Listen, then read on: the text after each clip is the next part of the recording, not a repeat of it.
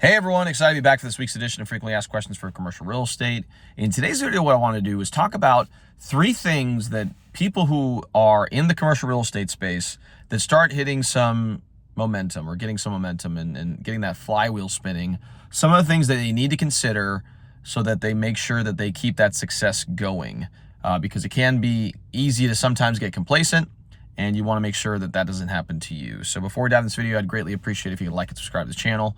It really helps with the YouTube algorithm, ensures more and more people can hear this message and learn about the many facets of commercial real estate. So now you've done that, go ahead and like and subscribe below. Let's go ahead and dive into this episode.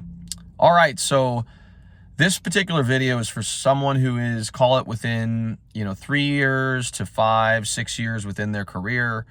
They've kind of gone through the initial hurt of the first few years of commercial real estate and have started to build some momentum and traction, and maybe they're clearing over 6 figures, and they're starting to really get the flywheel spinning, as they say. So these are 3 tips that you need to be able to consider as you go through and continue to grow in your career. So step number 1 is to always set aside money for taxes. I can't tell you how many people I've talked to that get a surprise bill at the end of the year, and then they're like, oh my gosh, I don't know how I'm gonna be able to pay this tax bill, because they did not set aside the proper amount of money each time they got paid for different transactions to account for that. And so I highly encourage you to get with your accountant and work on trying to develop a plan so you can pay your quarterly estimates every time they come around, to ensure that this doesn't happen to you.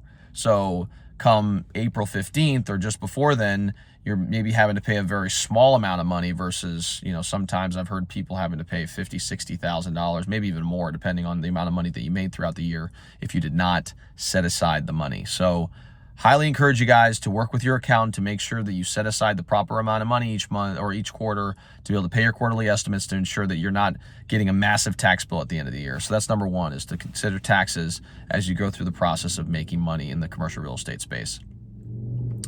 Number 2 is to consider the fact that you got to continually keep the flywheel spinning. Sometimes what happens with people when they start achieving a little bit of success is they take their foot off the gas, because they say, okay, well, this is going to start coming a lot more easily.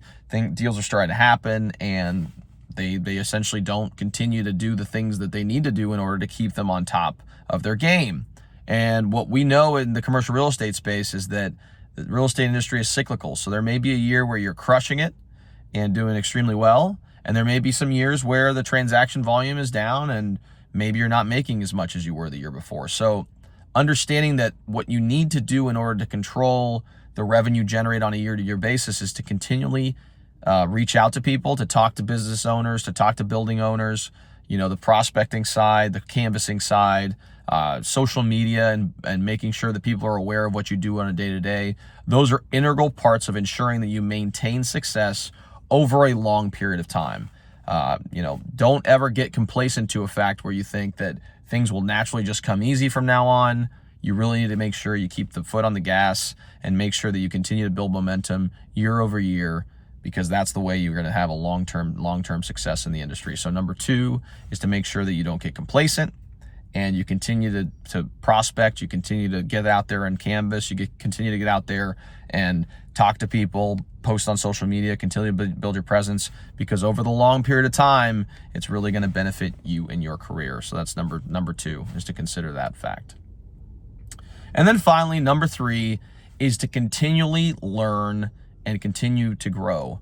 I'm of the mindset that if you're not growing, you're dying, in the sense that your career is not going to necessarily achieve the level of success that you want. And so I constantly encourage you guys to seek out designations, secure your CCIM designation, try to involve yourself with large organizations like SIOR, or and achieve the metrics that you need to in order to be affiliated with the organization. Join ULI, join ICSC, join all these other organizations to make sure you continue to build your network. And then continue to read. I'm a part of a book club. I would highly encourage you guys to join a book club. It kind of keeps you accountable to making sure that you actually read on a day-to-day. That could be a great way for you guys to continue to make sure that you sharpen the axe, you sharpen the saw, and make sure that you can deliver the highest possible value to your clients year over year, week after week, month after month. So those are the 3 things that I would encourage you guys to do.